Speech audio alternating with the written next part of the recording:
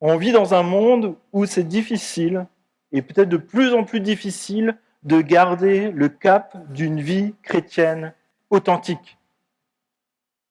On peut se dire chrétien, mais ce qui fait qu'on est réellement chrétien, c'est qu'on suit Jésus à son exemple dans notre quotidien. Et il y a des défis qui sont là. Il y a des aspects culturels qui changent rapidement autour de nous ces dernières années. Il y a une pression constante de se conformer à ces nouvelles cultures, ces nouvelles morales. Il y a une banalisation du péché. Il y a un rythme de vie qui nous donne l'impression qu'on n'a pas le temps pour Dieu. Et une société qui finalement avance très vite, mais bien souvent sans Dieu. Et parfois, marcher avec Dieu donne l'impression de marcher seul, de marcher à contre-courant. Et parfois, on peut même être seul à marcher avec Dieu dans sa famille, seul à marcher avec Dieu dans son travail, dans une génération. Parfois, on peut se sentir seul à vouloir rester fidèle à Dieu, dans les petites choses, dans les grandes choses. Et le passage qu'on va voir aujourd'hui nous parle justement d'un monde qui s'éloigne de Dieu à toute vitesse, qui s'enfonce dans la dévastation du péché, mais aussi d'une espérance qui est sûre et certaine en un Dieu qui est puissant et qui est sauveur. Et je vous invite à réfléchir, alors qu'on verra ce passage, comment naviguer dans un monde pécheur. Et là, il y a une phrase qui peut nous tenir, Dieu est notre seul refuge fidèle. Dieu est notre seul refuge fidèle. Et on va voir ça sous plusieurs aspects. Marcher avec Dieu au milieu d'une humanité condamnée. Marcher avec Dieu quand le monde se corrompt. Marcher avec Dieu sous le regard du jugement. Marcher avec Dieu dans la tempête. Marcher avec Dieu dans un monde toujours pécheur. Et mes amis, Dieu cherche des hommes et des femmes qui continuent à marcher avec lui fidèlement chaque jour et bien souvent à contre-courant. Marcher avec Dieu au milieu d'une humanité condamnée. Alors, on va commencer par une généalogie. Alors, souvent, on ne sait pas trop quoi en faire. On a tendance à les zapper dans notre lecture quotidienne. Il n'y a que moi. Oui, j'en vois quelques-uns qui sourient mais qui n'osent pas lever la main. Oui, parfois, ce n'est pas le plus stimulant dans notre lecture du jour. Mais pour autant, je pense qu'il y a beaucoup de choses qui peuvent nous parler et nous enseigner. On va lire dans Genèse chapitre 5, versets 1 à 5. Voici le livre de l'histoire d'Adam. Lorsque Dieu créa l'homme, il le fit à la ressemblance de Dieu. Il créa l'homme et la femme. Il les bénit. Il appela les êtres humains lorsqu'ils furent créés. À l'âge de 130 ans, Adam eut un fils à sa ressemblance, à son image, et il l'appela Seth. Adam vécut 800 ans après la naissance de Seth, et il eut des fils et des filles. Adam vécut en tout 930 ans, puis il mourut. À l'âge de 105 ans, Seth eut pour fils Énoch. Seth vécut 807 ans après la naissance d'Énoch, et il eut des fils et des filles. Seth vécut en tout 912 ans, puis il mourut. Et vous pouvez continuer cette liste, et il y a le récit d'hommes qui ont vécu, qui ont eu des enfants, puis ils sont morts. Il y a ce leitmotiv, puis il mourut. C'est comme un refrain dans tout le chapitre. Adam meurt, Seth meurt, Énoch meurt, Kénan meurt, Méhalalel meurt, Jéred meurt, Méthushélah meurt, Lémec meurt. C'est pas très encourageant. Hein. Mais pourquoi cette répétition? Parce que tous sont morts. Genèse 5 nous enseigne qu'il y a des conséquences au péché. Dieu avait dit, si tu me désobéis, tu mourras. Et là, ça se produit réellement, de génération en génération. Le jugement de Dieu, c'est pas juste une menace en l'air. Quand Dieu dit quelque chose, il le fait vraiment. Parce que le salaire, c'est la mort, c'est le salaire du péché. Merci. Les généalogies ne sont pas là pour remplir des pages. À l'époque, en plus, ça coûtait très cher. Donc, si c'est écrit, c'est qu'il y a une raison. Il s'agit de personnes qui ont réellement vécu, qui étaient comme vous et moi, qui ont vécu leur vie. Et ça nous apporte un message. Ça nous permet de découvrir qu'il y a une contagion du péché de génération en génération et tout le monde y est soumis. Mais aussi qu'il y a un plan de Dieu dans l'histoire des hommes et des femmes pour qu'ils le connaissent et qu'ils puissent être sauvés. Et sans ces généalogies, on ne comprendrait pas l'origine des peuples, on ne comprendrait pas la lignée d'Abraham, on ne découvrirait pas pourquoi on aurait besoin d'un Messie et de Jésus.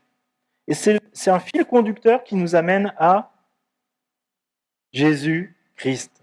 La Bible, ce n'est pas une collection de récits qui sont indépendants, comme si vous aviez pris tous les journaux et que vous les aviez jetés dans un coin. Non, la Bible, c'est une seule histoire. L'histoire du salut qui va de la première page à la dernière page. Mais il y a quand même quelque chose qui est particulier, si vous avez eu l'occasion de lire ce chapitre de Genèse 5. Au milieu de cette longue liste de personnes où tout le monde meurt, un homme se distingue. Vous avez une idée de son nom? Ah non, juste avant. Enoch, oui. Verset 21, chapitre 5, verset 21-24. À l'âge de 65 ans, Enoch eut pour fils Métuchéla. Enoch marcha avec Dieu 300 ans. Après la naissance de Métuchéla, il eut des fils et des filles. Enoch vécut en tout 365 ans. Et là, il se passe quelque chose de particulier. Enoch meurt. Non. Enoch marche avec Dieu, puis il ne fut plus là parce que Dieu l'avait pris. Comme quoi, il y a quand même des choses dans les généalogies, ça pose des questions. Alors, on ne va pas rentrer dans tous les débats de comment est-ce que ça s'est passé ou autre, mais en fait, qu'est-ce qu'il faut retenir de ça? C'est que Enoch marche avec Dieu. Et qu'est-ce qui se passe? C'est ici pour nous montrer qu'il y a un signe d'espérance. Alors que tout le monde est en train de mourir, il y a déjà un signe du salut qui est là. Enoch, est-ce qu'il était célèbre? Est-ce qu'il était puissant? Est-ce qu'il avait du succès? Sans doute pas plus qu'un autre. Mais qu'est-ce qui nous reste? Enoch marchait avec Dieu. Dans une génération qui s'éloigne de Dieu, un homme, Enoch, marche avec Dieu. Et ça nous parle directement. Qu'est-ce que ça veut dire marcher avec Dieu? Ça veut dire vivre dans la communion de Dieu, c'est-à-dire obéir à Dieu dans notre quotidien, c'est-à-dire rester fidèle à Dieu, même quand personne autour de nous n'est fidèle à Dieu, ne respecte Dieu. Et le texte ajoute Dieu le prit. Dieu enlève Enoch. Et ça nous rappelle que Dieu a le pouvoir sur la mort. Dieu honore ceux qui marchent avec lui. Et Dieu démontre qu'il existe une délivrance possible dans toutes les situations de nos vies. Avant même le déluge, avant même Abraham, avant même la résurrection de Jésus, Dieu annonce déjà ici une victoire future sur la mort.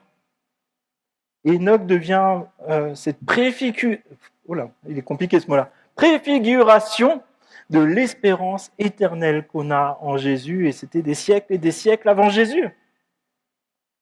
Et ça nous rappelle que marcher avec Dieu, c'est souvent marcher à contre-courant. Vous savez, il y a ces films, parfois on voit une personne qui marche contre toute une foule dans des grandes villes. Et c'est vrai que peut-être dans notre quotidien, c'est peut-être ce qu'on peut vivre aussi. On a l'impression qu'on ne prend pas le chemin de la facilité alors que tout le monde le prend, mais on veut honorer Dieu. Et c'est ce qu'a fait Enoch dans son monde où il y avait aussi des personnes qui étaient pécheurs et il n'y avait pas grand monde qui obéissait à Dieu. Et c'est extrêmement difficile, mais il y a quelque chose qui est important à retenir, c'est qu'en fait, vous savez, les seuls poissons qui suivent le courant d'eau, c'est des poissons morts. Les poissons vivants, ils vont dans le sens inverse au courant. Et ça nous pose cette question pour nous, pour notre vie chrétienne. Alors, il y a des chutes, il y a des hauts, il y a des bas, il y a des moments où on se laisse aussi emmener par les autres. Mais est-ce que régulièrement on se dit, est-ce que je marche dans le chemin que Dieu m'a donné de vivre? Si on ne se pose jamais cette question-là, c'est sûr qu'on va suivre le courant et qu'on va être mort. Et là, c'est une question importante, c'est une question de vie ou de mort. Et marcher avec Dieu, même dans un monde qui se corrompt. Le monde s'enfonce dans le péché, la rébellion à Dieu.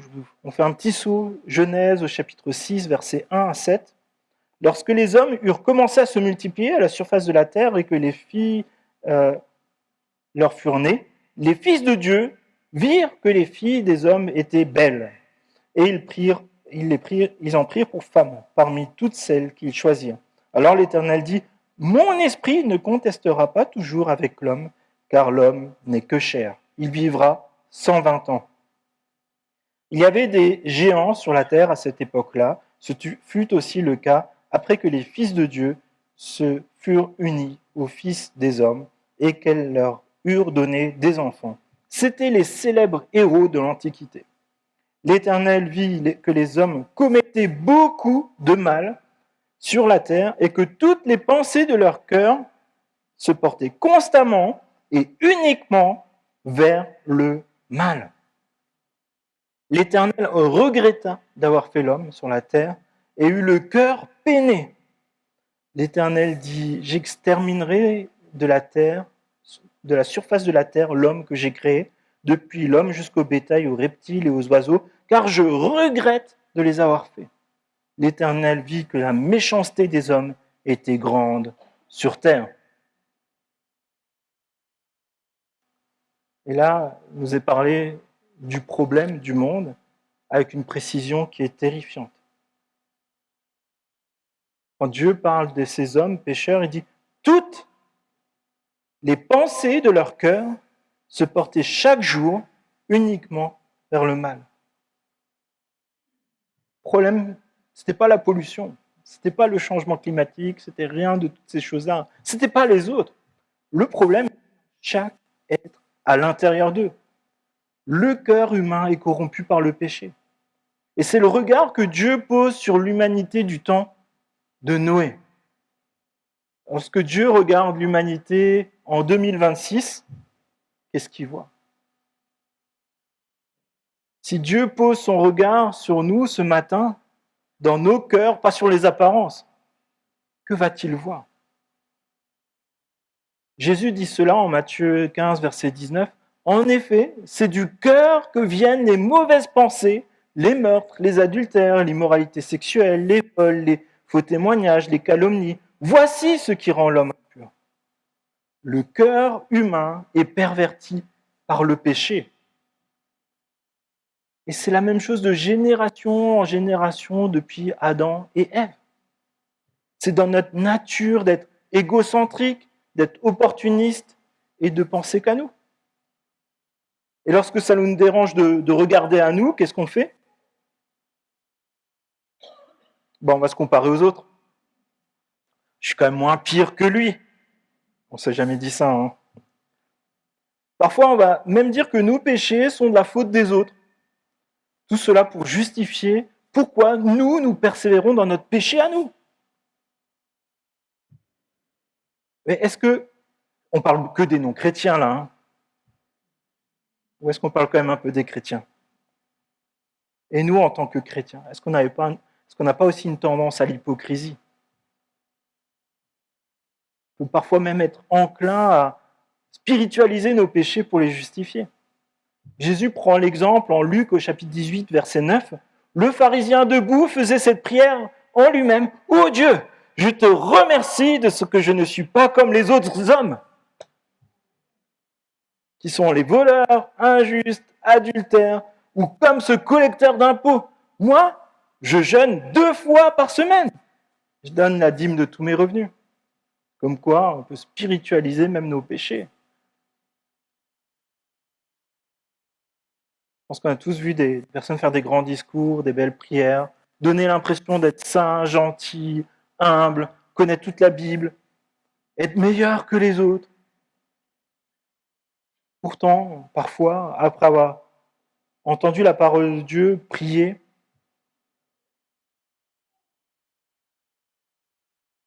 après avoir vécu un culte comme aujourd'hui, avant même d'avoir quitté les locaux de l'église, On peut avoir dénigré, méprisé, calomnié, et finalement colporter et transmettre le péché à d'autres.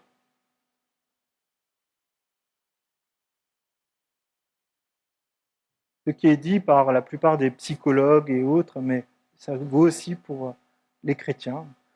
Lorsqu'on rencontre des difficultés personnelles, le premier pas vers la guérison, c'est de reconnaître que nous sommes malades. Mes amis, nous sommes tous malades du péché, chrétiens et non chrétiens. Et nous avons tous besoin d'aller vers notre médecin céleste, qui est Dieu, pour un changement de cœur, pour le Saint-Esprit qui vit en nous. Assez rapidement, il y a une question des fils de Dieu qui ont des enfants avec les femmes des hommes. Ça vous intrigue? Quelqu'un a une réponse? Non. En fait, il y a plusieurs théories qui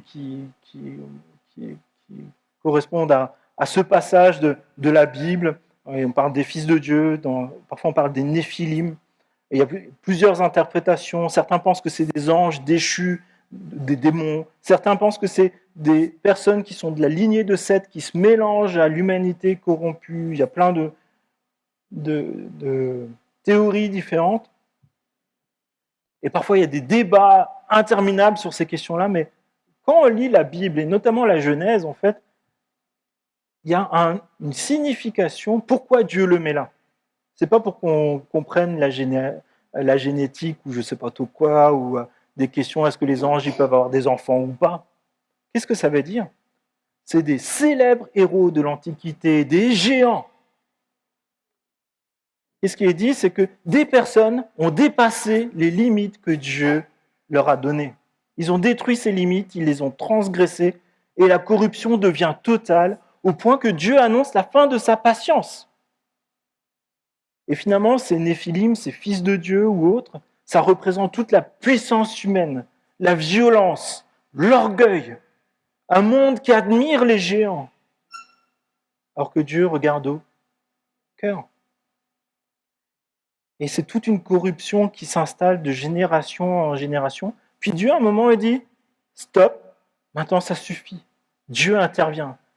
Genèse au chapitre 6, verset 3. « Mon esprit ne contestera pas toujours avec l'homme. » Ça montre que Dieu est patient. Dieu utilise de la pédagogie pour nous parler. Mais aussi qu'à un moment, Dieu reste juge. À un moment, il va dire « Stop, maintenant ça suffit. » Dieu est amour, Dieu veut sauver, mais Dieu, il est aussi saint, il est juste, et il avertit avant de juger. Et ce matin, Dieu nous avertit encore, chacun d'entre nous. Et là, dans le récit de Noé, Dieu dit « J'exterminerai de la surface de la terre l'homme que j'ai créé. » Le jugement, il est imminent, car le péché est devenu total, sans bride, sans remise en question. Et la question qui se pose à chacun d'entre nous ce matin, est-ce que je prends au sérieux l'appel de Dieu à la repentance? Quand Dieu me dit « ce que tu fais là, ça ne me convient pas », est-ce qu'on prend ça au sérieux pour changer de direction, demander à Dieu pardon et par exemple, au lieu de faire le mal, faire le bien? Au lieu de dire du mal, dire du bien? Au lieu de mettre des bâtons dans les roues, aider à porter? Ou alors est-ce qu'on a des excuses? Je suis trop jeune, je suis moins pire qu'un autre, j'ai d'autres priorités. Est-ce que ça s'adresse uniquement aux chrétiens? Non, je ne pense pas. Il y a un récit terrifiant au début du livre des Actes des Apôtres. Vous avez une idée duquel c'est? Ananias et Saphira. Je ne vais pas raconter toute l'histoire, mais en fait, ils ont voulu paraître plus spirituels que les autres, hyper spirituels. Ils ont dit, mais nous, on a tout bien fait. On leur a jamais demandé autant de choses, mais ils ont dit, nous, on a fait ceci et cela. Et ils ont menti à l'Église. Ils ont menti aux apôtres. Ils ont même essayé de mentir à Dieu. Et finalement, ils se sont moqués de Dieu, se sont moqués de l'Église, se sont moqués de l'apôtre Pierre. Et Dieu les a arrêtés net dans leur péché. Alors qu'ils étaient encore en train de mentir, Dieu leur a repris leur vie.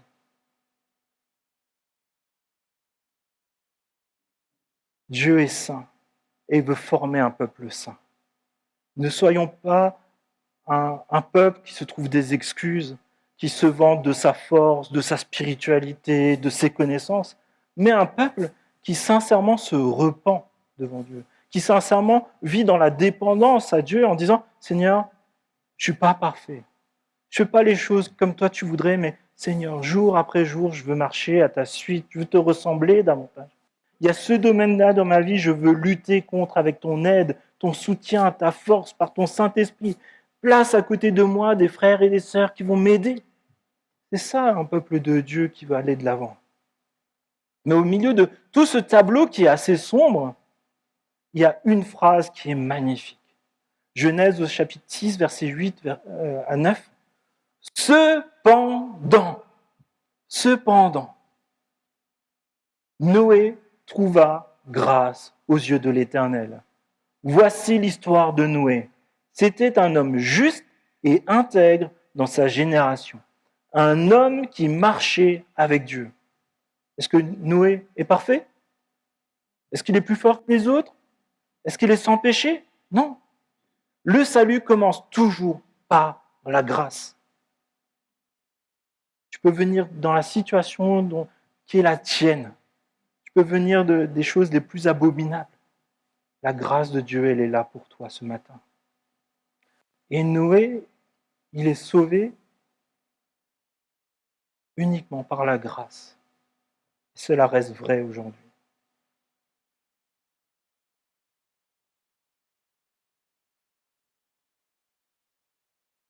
Si tu penses peut-être ce matin que tu es sauvé parce que tu es bon, parce que tu es sage, parce que tu es gentil, parce que tu fais proportionnellement plus de bien que de mal, j'ai envie de te dire ce matin, tu es en grand danger pour ton éternité auprès de Dieu.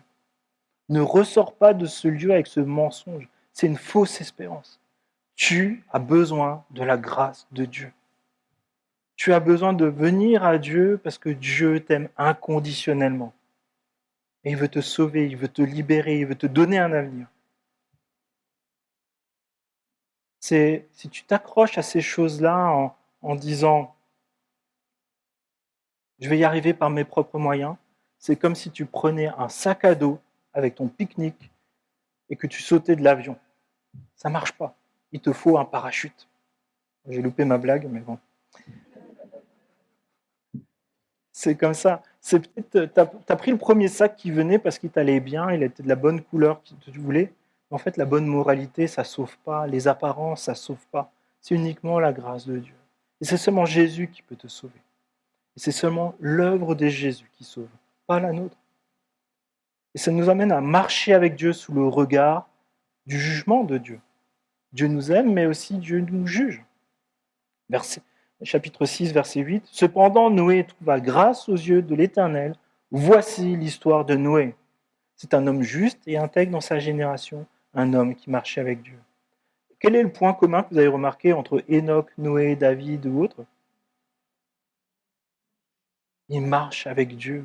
C'est des hommes et des femmes qui se conforment au cœur de Dieu. Ils étaient tous pécheurs. Peut-être certains ont fait des trucs pires que vous, ce que vous ferez dans toute votre vie. Mais la différence, c'est qu'ils se repentent et qu'ils reviennent à Dieu. Et ça nous pose cette question, est-ce que Sylvain, si Dieu il vient me voir, il me dit, Sylvain, est-ce que tu marches avec moi? Est-ce que Marcel, tu marches avec moi? Est-ce que cette église marche avec moi? Dans une génération corrompue, Noé marche avec Dieu. Et Dieu te demande la même chose ce matin. Marche avec lui. On vit dans une génération corrompue où le bien est appelé le mal et le bien est appelé le... Ah, je me suis perdu là. Ok, merci. On est loin de Dieu et nous pouvons aussi pourtant marcher avec Dieu, avec une décision et en comptant sur la grâce de Dieu. Il y a des moments, ça ne sera pas facile, mais Dieu pourvoira. Verset 13, « La fin de tous les hommes est décidée devant moi, car ils ont rempli la terre de violence, je vais les détruire avec la terre. » Et là, le jugement de Dieu approche, et tout comme aujourd'hui, le jugement final de Dieu, il est imminent. Chaque jour, on se rapproche de ce jour où Dieu dira Bon, là maintenant, c'est définitivement stop. Stop au péché. Mais tout n'est pas fichu. Dieu prépare une solution et Dieu, il prend un bateau, il le jette sur la montagne et Noé monte dedans et c'est fini. Non, c'est pas ça l'histoire. Hein. Dieu associe Noé à son projet. Versets 14 et 15. Fais-toi un bateau avec des arbres résineux, tu disposeras cette arche en compartiment et tu l'enduiras de poids dedans et dehors. Voici comment tu le feras. Et là, je trouve qu'il y a quelques notions fondamentales. Dieu ne fait pas que annoncer le jugement.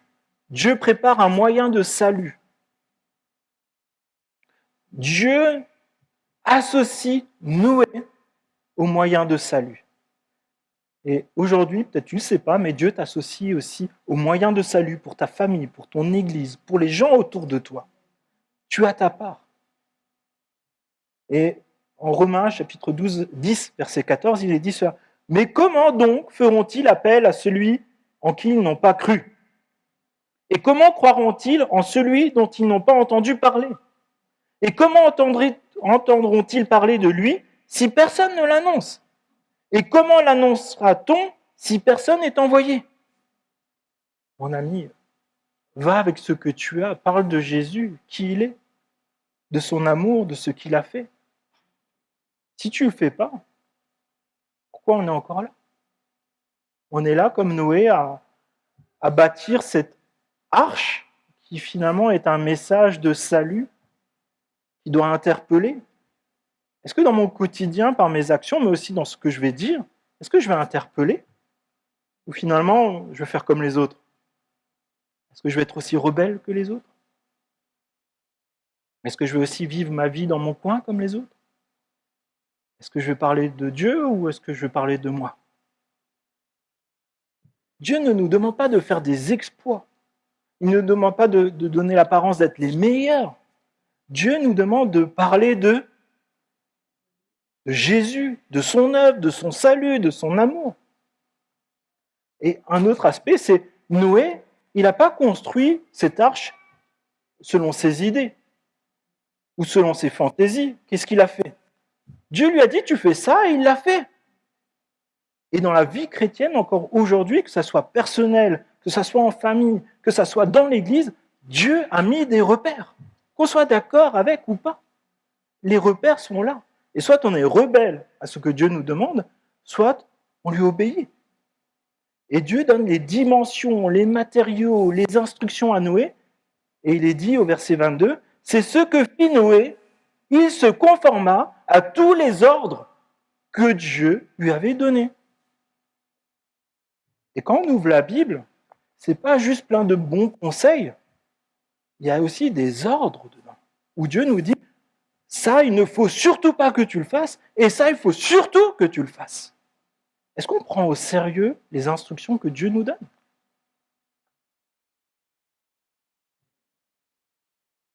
Et mes amis, dans tout ça, on vient avec nos petits moyens, on vient avec nos hauts et nos bas, des jours où, je pense Noé, par moment, il devait aussi en avoir marre d'aller chercher son bois, de le couper, de le scier. J'imagine que par moment, il a dû se prendre des écharpes, il a dû se taper sur les doigts, il y a des trucs qu'il a mal montés, il a dû les redémonter pour faire mieux. Tous ceux qui bricolent, ils voient de quoi je parle. Mais il écoute avec obéissance dans les petites et dans les grandes choses. Et ça, je pense, c'est Jésus lui-même qui le dit. Celui qui est fidèle dans les petites choses, il le sera dans les grandes. Attends pas d'avoir des grandes choses pour commencer à être fidèle. Tu vas louper ta vie spirituelle, tu vas louper ta vie chrétienne. Sois fidèle dans les petites choses quand personne ne te voit. Et c'est ça qui est beau, je pense, c'est un peu comme avec nos enfants, vous savez, ils veulent nous aider, ils veulent porter les courses avec nous et ils ne vont pas prendre le plus petit sac de courses, ils vont prendre celui qui est gros, qui est lourd, et vont être contents de le porter, puis souvent, avec les parents, on tient un peu derrière et puis ils sont contents qu'on le porte ensemble, ils ont l'impression de prendre la charge. Je pense que Dieu fait avec nous. Et il nous montre qu'on peut faire des choses avec lui. Et ce qui est important aussi à retenir dans ce passage, c'est le salut repose sur l'initiative de Dieu. Ce n'est pas nous qui avons dit « maintenant je vais me sauver » ou « je vais sauver les autres ». Non, C'est l'initiative de Dieu. Versets 17 et 18. Pour ma part, je vais faire venir le déluge d'eau sur la terre, pour détruire toute créature qui a souffle de vie sous le ciel. Tout ce qui est sur la terre mourra. Cependant, j'établis mon alliance avec toi. Tu entreras dans l'arche avec tes fils, ta femme et les femmes de tes fils.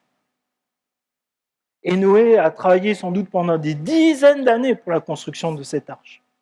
Dans un monde incrédule, peut-être qu'il y en a qui se sont moqués de lui, dans un monde rebelle aussi. Et c'était pas facile tous les jours. Il y a eu des moments de découragement, des moments de doute, mais Noé a continué de marcher avec Dieu, continuer le chantier que Dieu lui a confié. Aujourd'hui, ce matin, qu'est-ce que Dieu t'a confié?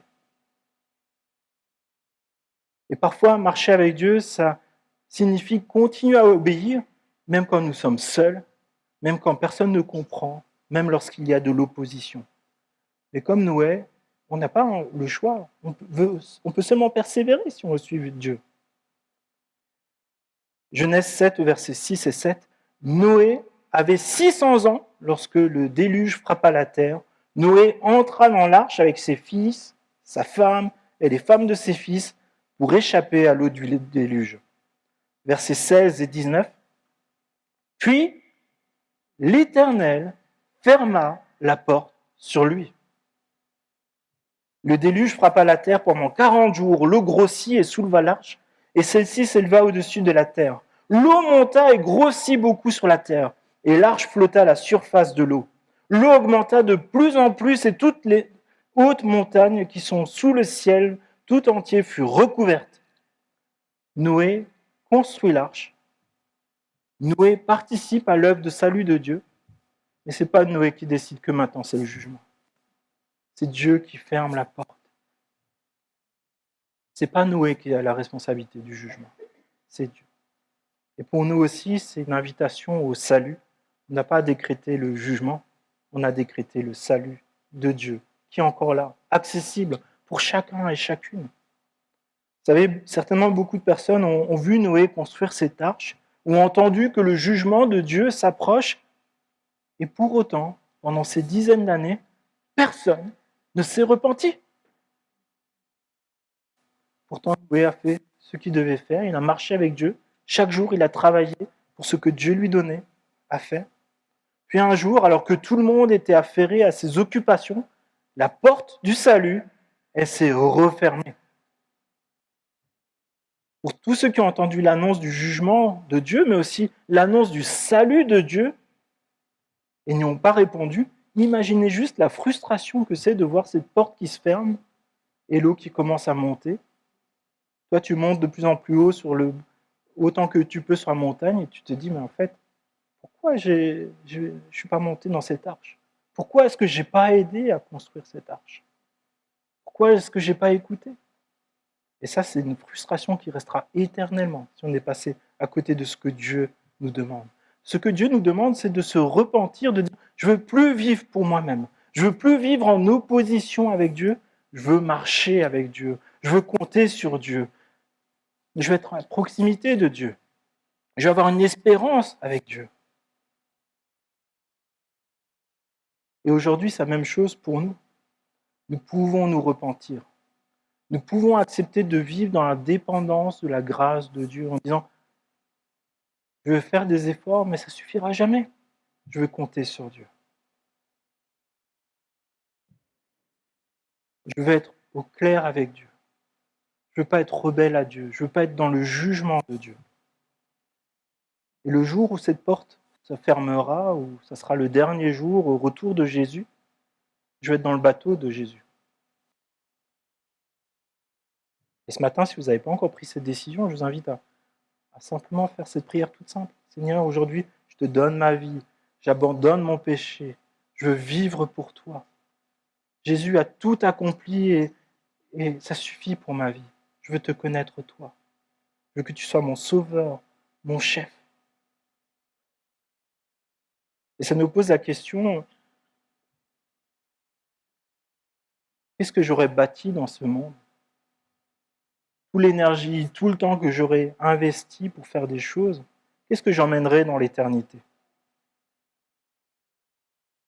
Certains auraient bâti pour l'éternité, pour le salut du plus grand nombre, pour la gloire de Dieu, et d'autres auront bâti quelque chose d'éphémère, d'égoïste, d'égocentrique, et au lieu d'être pour la gloire de Dieu, pour leur gloire à eux. C'est ça le péché. Soit on y renonce pour la gloire de Dieu, soit on vit pour notre gloire éphémère. Et la signification de l'arche, c'est une image du salut en Christ. Parce que Jésus est notre seul refuge. Jésus est notre seule porte. Jésus est notre seule sécurité. Et Jésus est le seul qui donne les garanties de sécurité pour être sauvé. On peut aller vers des personnes autour de nous, personne ne peut nous sauver, personne ne peut nous donner des garanties. On voit comme le monde est instable. Un jour on dit quelque chose, le lendemain autre chose. Et on voit justement qu'on peut marcher avec Dieu, y compris dans la tempête, y compris quand tout est chamboulé autour de nous, qu'il n'y a plus de repères. Genèse au chapitre 7, versets 23 et 24. Dieu fit disparaître tous les êtres qui étaient à la surface du sol, depuis l'homme jusqu'au bétail, aux reptiles et aux oiseaux. Ils furent exterminés de la terre. Il ne resta que Noé et ceux qui étaient avec lui dans l'arche. La crue de l'eau sur la terre dura 150 jours. Et Noé, sa famille et les animaux de l'arche sont ballottés par les vagues, le vent, jour et nuit. Est-ce que le sauvetage il est terminé parce qu'ils sont dans le bateau? Non. Tant qu'ils ne sont pas de retour sur la terre ferme, le sauvetage n'est pas finalisé. Et je pense que ça illustre la vie chrétienne. On a déjà franchi cette porte, on est avec Jésus, mais le monde autour de nous est encore là et il chahute, il est troublant. Et on comprend chaque jour qu'on a encore besoin de Jésus dans notre quotidien. Et ça nous appelle à chaque jour, alors que peut-être qu'on est malmené comme les habitants de cette arche, à faire confiance à Jésus, même si on ne voit pas encore la terre ferme. Mais dans l'éternité qui vient, Jésus nous fait cette promesse. Il n'y aura plus de pleurs, plus de larmes, plus de guerre, plus de deuil, plus de maladie. Mais aujourd'hui, on est encore dans les vagues, on est encore dans les circonstances de la vie. Et il y a des situations où on a besoin de ce verset qui se trouve là en Genèse 8, verset 1. Dieu se souvint de Noé. Qu'est-ce que ça signifie? Est-ce qu'il avait oublié Noé, puis il a retrouvé un post-it, Noé? Non. Dans la Bible, se souvenir, ça signifie agir fidèlement. Et dans ce passage, on voit que Dieu met des images qui nous permettent de comprendre comment le cœur de Dieu. Dieu reste fidèle à ses promesses. Dieu se souvient de toi ce matin, peu importe dans la situation dans laquelle tu te trouves. Genèse 8, versets 1 et 3. Dieu fit passer un vent sur la terre et l'eau se calma. Les sources de l'abîme et les écluses du ciel furent fermées et la pluie ne tomba plus du ciel. L'eau se retira peu à peu de dessus la terre, si bien qu'elle baissa au bout de 150 jours. Puis les eaux se retirent, la terre réapparaît et on retrouve ces images de la création, les montagnes, la vie qui reprend. Et c'est comme une nouvelle création, versets 14 et 16. Le 27e jour du 2e mois, la terre fut sèche, alors Dieu parla à Noé, sors de l'arche avec ta femme, tes fils et les femmes de tes fils. Et qu'est-ce qu'a fait Noé en tout premier? Quelqu'un a une idée? Il allait construire une maison, il est allé construire un autel en l'honneur de l'Éternel, verset 20. Il prit toutes les bêtes pures et tous les oiseaux purs et offrit des holocaustes sur l'autel. Noé bâtit un autel à l'Éternel. Je ne sais pas si vous imaginez, Noé, il ne sait pas où il a débarqué, il ne sait pas de quoi il aura besoin, il n'a pas encore le strict nécessaire, mais ce qu'il a, il le donne à Dieu parce qu'il est reconnaissant que Dieu les conduit durant toutes ces années, encore tous ces derniers mois, et donne d'abord sa reconnaissance à Dieu avant de songer à construire sa villa, son entreprise, ou peut-être à reprendre une vie normale. Noé adore Dieu, il offre sa reconnaissance. Et c'est ça. Qu'est-ce que nous avons à offrir à Dieu pour notre salut? L'adoration, la reconnaissance. Et aujourd'hui, pour nous qui sommes sauvés par Jésus, ça nous pose la question, Quelle est la place de l'adoration dans ma vie, dans mes choix, dans ce que je fais? Et là, on est tous concernés. Quelle est la place de l'adoration? Est-ce que Dieu a réellement la première place? Parce qu'on bâtit tous des hôtels, les amis, qu'on le veuille ou pas. Mais à qui est-ce qu'on destine ces hôtels? À nous-mêmes? À notre réussite? À notre famille? Ou à Dieu? On est tous concernés. Mon offrande, est-ce que c'est superflu ou c'est quelque chose qui me coûte? Genèse au chapitre 8, verset 21. L'Éternel perçut une odeur agréable et se dit en lui-même, je ne maudirai plus la terre à cause de l'homme, car l'orientation du cœur de l'homme est mauvaise dès sa jeunesse. Je ne frapperai plus non plus tous les êtres vivants comme je l'ai fait. Tant que la terre subsistera, les semailles, la moisson, le froid et la chaleur, l'été et l'hiver, le jour et la nuit ne cesseront pas. Dieu ne nous sauve pas seulement pour nous sortir d'une tempête, il nous sauve pour restaurer notre relation avec lui. Et le récit du sauvetage des animaux, de la restauration de la terre, c'est l'image de tout ce que Dieu fera au retour de Jésus, où il y aura une nouvelle création. Toutes choses seront réparées et on verra le triomphal de Jésus. Et Dieu forme cette alliance par Jésus pour nous adopter dans sa famille.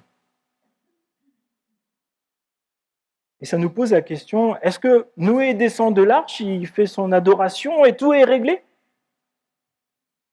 Non. Genèse au chapitre 9, verset 12, Dieu dit, voici le signe de l'alliance que j'établis entre moi et vous, ainsi que tous les êtres vivants qui sont avec vous, pour toutes les générations. Quand j'aurai rassemblé les nuages au-dessus de la terre, l'arc apparaîtra parmi les nuages. Et je me souviendrai de mon alliance entre moi et vous, ainsi que tous les êtres vivants de toute espèce. L'eau ne se transformera plus en déluge pour détruire toute créature. L'arc sera parmi les nuages et je le regarderai pour me souvenir de l'alliance éternelle entre Dieu et tous les êtres vivants de toute espèce qu'ils se trouvent sur la terre. Donc à chaque fois qu'on voit un arc-en-ciel dans le ciel, on peut se rappeler de la patience de Dieu, de la fidélité de Dieu, de la grâce de Dieu. Et là, on aurait pu dire happy end, tout se termine bien, comme dans les films américains. Et finalement, Dieu dit, il y a encore un cœur pécheur qui est là. Qu'est-ce qui se passe? Verset 20, Noé commença à cultiver le sol et planta la vigne. Et il but du vin et devint ivre, si bien qu'il se dénuda au milieu de sa tente. Noé a abusé du vin, il a perdu le contrôle de ses actions, il a perdu de la sagesse, et on le retrouve tout nu dans sa tente. Bon. Et que se passe-t-il? Verset 22. Cham, le père de Canaan, donc le fils de Noé, vit la nudité de son père. Donc il referme la porte de la tente et il part faire son travail. Non. Qu'est-ce qu'il fait? Il alla en parler à ses deux frères qui se trouvaient à l'extérieur. Alors Sem et Japheth prirent un manteau et le mirent sur leurs épaules, marchèrent à reculons et couvrirent la nudité de leur père. Comme ils détournaient la tête, ils ne virent pas la nudité de leur père. Lorsqu'il eut fini de cuver son vin, Noé apprit ce qui lui avait fait son fils cadet et dit, « Maudit soit Canaan, qu'il soit le dernier des esclaves pour ses frères. » Je dois avouer que dans toute ma jeunesse et jusqu'à récemment, ce texte, ça m'a toujours un peu perturbé. Je me suis dit, oh, ça doit être un truc culturel, il faut surtout voir jamais personne tout nu. Mais en fait, il y a quelque chose de vraiment essentiel, important dans ce passage. Noé, effectivement, il a perdu le contrôle, il a manqué de sagesse dans sa consommation d'alcool, et finalement, il était tout nu dans sa chambre, il a péché devant Dieu, mais voilà, c'est tout. Le péché de Noé était réel. Manque de vigilance et de sagesse. Mais qu'a fait Cham? Lui, il était sobre. Il est allé dans cette tente, et peut-être au lieu de fermer cette porte et de continuer ses activités, qu'est-ce qu'il fait? Il appelle volontairement les frères pour dénigrer son père dans sa faiblesse. Au lieu de respectueusement apporter de l'aide à son père, Cham profite de la faiblesse de son père pour le décrédibiliser auprès de sa famille. Ici, ce n'est pas des inconnus qui font du mal, mais le mal se répand au sein même de la famille. Ceux qui devaient se porter ensemble, marcher ensemble, aller vers le haut, manifester de l'amour les uns envers les autres. Quelqu'un est là et dénigre. Ça nous interroge. Comment nous comportons-nous avec ceux que nous sommes censés aimer, encourager, relever?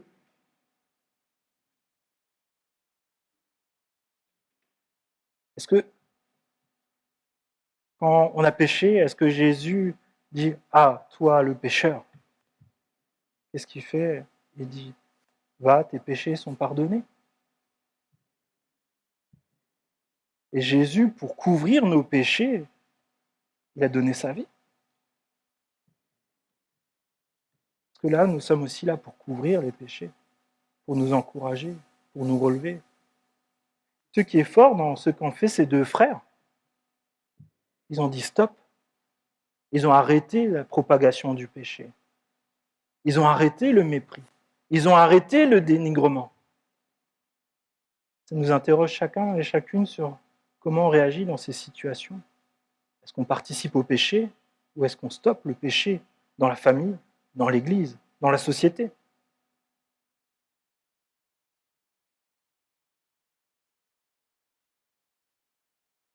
J'invite l'équipe de louange à s'approcher. Que retenir de ces passages? L'humanité est corrompue. Le jugement est réel, mais aussi il y a la grâce de Dieu qui est là.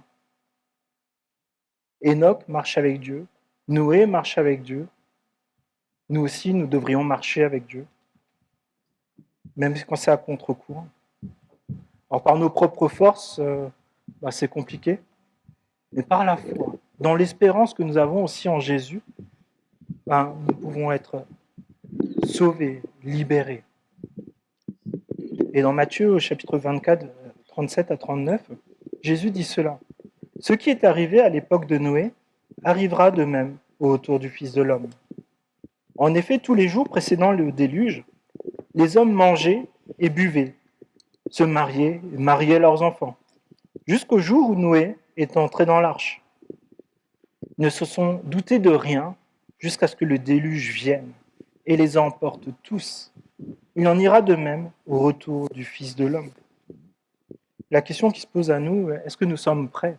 Est-ce que Jésus, c'est réellement mon sauveur, mon Seigneur, mon chef, mon refuge? Et le parcours de Noé nous montre qu'on peut avoir des moments où tout va bien et des moments où on peut chuter. Et nous avons besoin de nous méfier de nos succès, parce que c'est là où la chute est souvent la plus facile, mais aussi la plus dure. Mais dans tout cela, Dieu reste fidèle. Et j'ai envie de t'encourager, peut-être tu as vécu des choses difficiles, mais Dieu est fidèle et il t'accueille tel que tu es, peu importe la chute. Et la vraie question qui se pose à nous, est-ce que je marche avec Dieu? Et je vous invite à simplement prendre le temps de vous poser et peut-être de tout à nouveau dire Seigneur, je veux marcher avec toi, je veux que tu sois mon refuge, je veux que tu sois mon salut, je veux te suivre toi et t'obéir. Et Père, je te remercie parce que tu parles à nos cœurs et ce texte qui nous montre à la fois la laideur du péché, nous montre aussi ton grand amour, ta grande patience, Seigneur.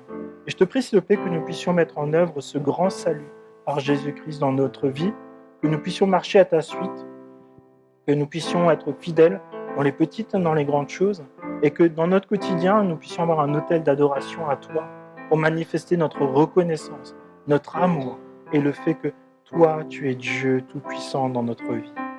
Je te prie, s'il te plaît, que ce grand salut, ça puisse vraiment être le moteur de notre vie. Je te prie dans le nom de Jésus. Amen. Je vous invite à vous lever. On va prendre ce chant, un nouveau chant qui dit « Il m'a sauvé ».